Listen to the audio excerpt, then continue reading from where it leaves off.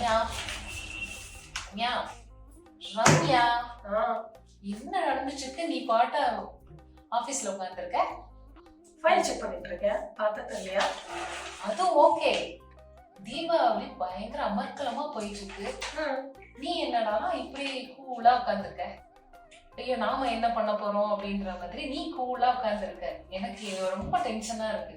நான் அது தரேன் இது தரேன், அவ்வளோ ஆஃபர்ஸ், அவ்வளோ % டிஸ்கவுண்ட்ஸ் அப்படின்லாம் சொல்லிட்டு இருக்காங்க.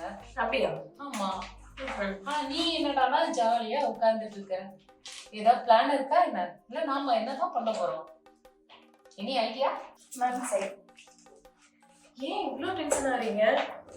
கஸ்டமருக்கு தெரியாதா மார்க்கெட்ல என்ன நடக்குதுன்னு? ஓசூர் பொறுத்த வரைக்கும் பெஸ்ட் பிரைஸ் நம்ம மித்ரன் சில்க்ஸால மட்டும்தான் கொடுக்க முடியும்.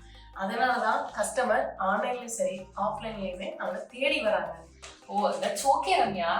பட் இருந்தாலும் தீபாவளி அப்படின்னா கஸ்டமர் வந்து எக்ஸைட்டடா ஏதாவது ஒரு கொடுப்பாங்க அப்படின்னு தானே எதிர்பார்ப்பாங்க. டிஃப்ரெண்டா, அது கிஃப்டா இருக்கலாம், இல்ல ஏதாவது இருக்கலாம். அதே மாதிரி நம்ம மித்ரன் சில்க்ஸ்ல என்ன கொடுக்க போறோம்ன்றத சொல்லணும் இல்லையா? கொடுக்குறீங்களா? அதாவது அவங்க கொடுக்குறாங்க இவங்க கொடுக்குறாங்கன்னு யோசிக்காதீங்க. அந்த கொடுக்குற கிஃப்டோட காஸ்ட் எல்லாமே அந்த சாரீஸ்ல தான் வந்து அவங்க மார்ஜின்ல ஆட் பண்ணுவாங்க. பட் நம்ம வந்து அந்த அளவுக்கு கொடுக்கல, ஆனா கொடுக்காமே இருக்க முடியாது. நம்மள தேடி வர கஸ்டமருக்கு கண்டிப்பா கிஃப்ட் கொடுக்க தான் போறோம். அதுக்கு முன்னாடி ஒரு சின்னதா ஃபிளாஷ்பேக் போயிட்டு வந்துடலாமா? ஓ ரீவைண்டரா? எஸ். Yeah okay okay.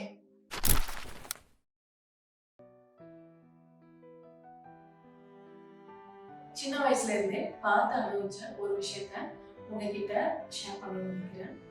எங்க அம்மா வந்து டெய்லர். குறிப்பா தீபாவளினாலே அவங்களுக்கு நிறைய ஆர்டர் இருக்கும். ஸோ எனி டைம் ஸ்டிச் பண்ணிட்டே இருப்பாங்க.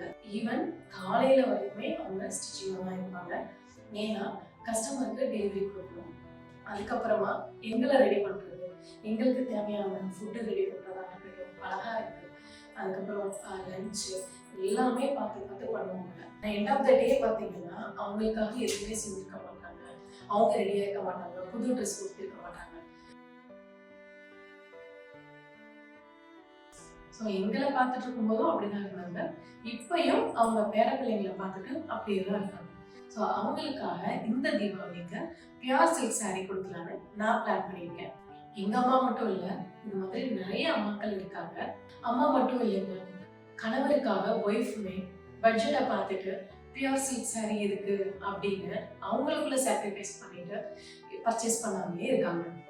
ஸோ இதெல்லாம் மைண்ட்ல வச்சுட்டு தான் உங்களுக்காக இந்த தீபாவளிக்கு